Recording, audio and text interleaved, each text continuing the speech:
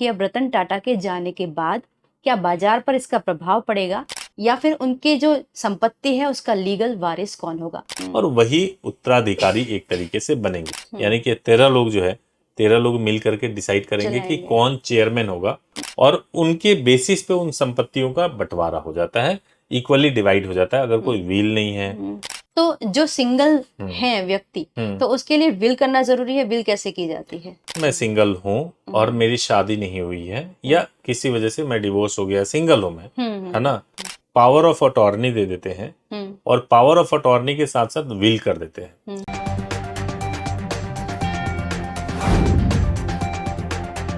नमस्कार, lead India news में आपका स्वागत है। 9 अक्टूबर की देर रात उद्योग जगत ने एक कोहिनूर खो दिया। रतन टाटा का निधन हो गया। हम सबके मन में कहीं ना कहीं एक कोना खाली सा हो गया। ये सिर्फ उद्योग जगत की क्षति ही नहीं है, बल्कि इससे कई सारे लीगल एस्पेक्ट्स भी उठ रहे हैं। जैसे सवाल उठ रहा है कि अब रतन टाटा के जाने के बाद क्या बाजार पर इसका प्रभाव पड़ेगा या फिर उनके जो संपत्ति है उसका लीगल वारिस कौन होगा।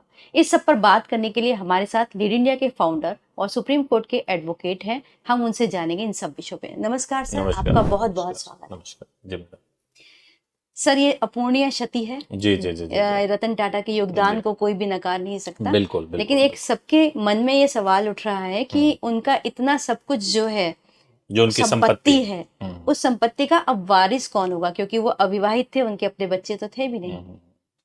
बहुत ही अच्छा सवाल है और ये कई आम परिवारों से भी जुड़ा हुआ विषय है कि अगर कोई ऐसा व्यक्ति जिसने अपना कोई विल ना किया हो और वो अगर एक्सपायर हो जाए और उनके अपने कोई औलाद ना हो, कोई संतान ना हो और वो अगर एक्सपायर हो जाते हैं तो उनकी संपत्ति का क्या होता है।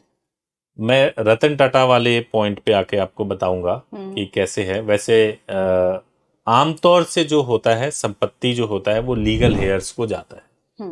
जो भी लीगल हेयर्स होंगे उसके हिसाब से संपत्ति को दे दिया जाता है, जो मृत व्यक्ति हैं उनके लीगल हेयर्स को। अगर रतन टाटा की बात करें तो रतन टाटा ने क्या किया कि इन्होंने 2 ट्रस्ट ऑलरेडी बना हुआ है। एक ट्रस्ट का नाम है सर दोराबजी टाटा ट्रस्ट और दूसरा है सर रतन टाटा ट्रस्ट। इन दोनों ट्रस्ट में जो टोटल ट्रस्टीज है वो 13 ट्रस्टीज है। ठीक है। और जो टाटा सन्स इनकी जो मेन कंपनी है, टाटा सन्स में 52% की हिस्सेदारी है। तो ये जो मालिक है रतन टाटा की संपत्ति जो है, उस संपत्ति के जो मालिक हैं वो ये ट्रस्ट है। और उस ट्रस्ट के 13 ट्रस्टी जो है वो मालिक है और वही इसको हैंडल करेंगे। ठीक है। क्योंकि उनके कोई लीगल हेयर्स नहीं है तो इसलिए ट्रस्ट को चला गया, पूरी संपत्ति ट्रस्ट को चली गई और ट्रस्ट ही इसको हैंडल करेगी। अब ट्रस्ट के थ्रू ही जो जितना भी ये वेंचर है रतन टाटा के, जितने भी टाटा एंड सन्स के, वो सब उन्हीं के थ्रू चलेंगे। हाँ जी, हाँ जी, हाँ जी। निजी संपत्ति ट्रस्ट के थ्रू जो है डोनेशन में चली जाएगी और ये जो बाकी जो कॉर्पोरेट है वो उसके थ्रू चलता रहेगा। देखिए, ट्रस्ट में जब कभी भी ट्रस्ट बनता है तो जो भी ट्रस्टी होते हैं उस ट्रस्ट की जो संपत्ति है, ट्रस्ट के नाम होने की वजह से वो सभी संपत्ति ट्रस्ट का पार्ट बन गई और इस वजह से ट्रस्ट ही उसका मालिक है। बाजार अब जैसे एक और मैं इस पे आपको बताऊं कि रतन टाटा के सौतेले भाई हैं नोएल टाटा, जो कि ट्रस्टी हैं और बहुत चांसेस हैं कि उनको ट्रस्ट का चेयरमैन नियुक्त किया जाए। यानी कि 13 लोग जो है 13 लोग मिल करके डिसाइड करेंगे कि कौन चेयरमैन होगा और वही उत्तराधिकारी एक तरीके से बनेंगे। एक तरीके से इनडायरेक्ट वे में चलेगा। हाँ। तो बाजार पर इसका कुछ इम्पैक्ट आपको नजर आ रहा है कि क्या बाजार पे क्या इम्पैक्ट होगा? मैं चूंकि लीगल पे ज्यादा बात करूंगा, उस पे मैं ज्यादा कमेंट नहीं करूंगा बाजार का कैसा ये रहेगा। लेकिन हाँ, एक जरूर चीज मैं ऐड करूंगा कि अगर कोई आम परिवार है और उसमें थोड़ा डिटेल में मैं बताऊंगा कि मान लीजिए कि आपके फादर बिल्कुल या आपकी मदर एक्सपायर हो गए। सपोज ऐसा हो गया कि बच्चे भी नहीं है, एक्सपायर हो गए या कोई ऐसा सिनेरियो हो गया। ठीक है। तो सबसे पहला काम ये करना होता है एक आम व्यक्ति को कि उसको लीगल हेयर्स बनवाना होता है। लीगल हेयर्स कोर्ट से बनता है। लीगल हेयर्स में देखा जाता है, जैसे सबसे क्लोज हो गया कि फादर ये हो गए, फादर के बाद से बेटे या बेटियां ये हो गई, फिर उनके बच्चे ये तो ऑटोमेटिकली लीगल हेयर्स बन जाते हैं। और उनके बेसिस पे उन संपत्तियों का बंटवारा हो जाता है, इक्वली डिवाइड हो जाता है। अगर कोई विल नहीं है, कोई रजिस्ट्री नहीं है, कुछ भी नहीं है, तो इक्वली डिवाइड हो जाता है। तो जो सिंगल हैं व्यक्ति और उनके पास कुछ ना कुछ है, बहुत बड़ी संपत्ति ना हो, छोटी मोटी तो होगी ही, तो उसके लिए विल करना जरूरी है। विल कैसे की जाती है? अगर मेरी स्व अर्जित की हुई प्रॉपर्टी है, मैं सिंगल हूँ और मेरी शादी नहीं हुई है, या किसी वजह से मैं डिवोर्स हो गया, सिंगल हूँ मैं, है ना, तो उस केस में जो मेरी अर्जित की हुई संपत्ति है, मेरे पास अधिकार है कि मैं किसी को भी दे सकता हूँ। विल के थ्रू मैं जो नियर एंड डियर है उनको दे दूं, ठीक है, या मैं रजिस्ट्री करा दूं, या फिर मैं ट्रस्ट को दे दूं।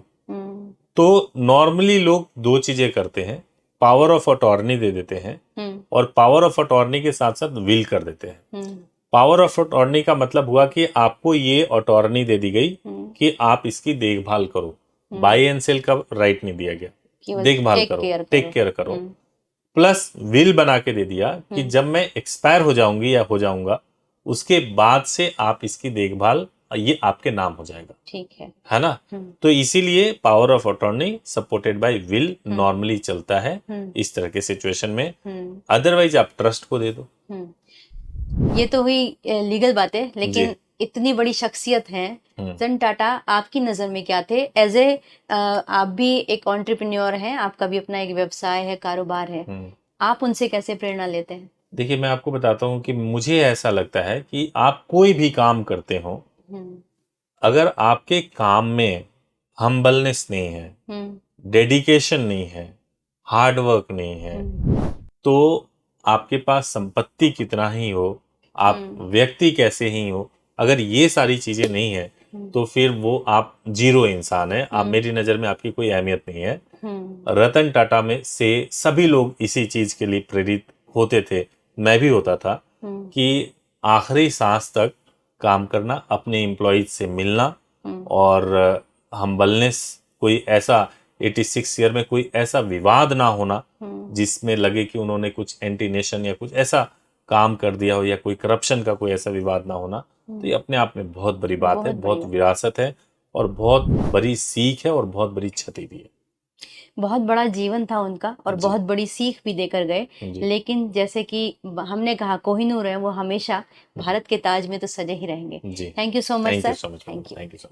इस वीडियो को लाइक करें, हमारे चैनल को सब्सक्राइब करें। हमारे वीडियो सबसे पहले देखने के लिए बेल आइकन प्रेस करना ना भूलें।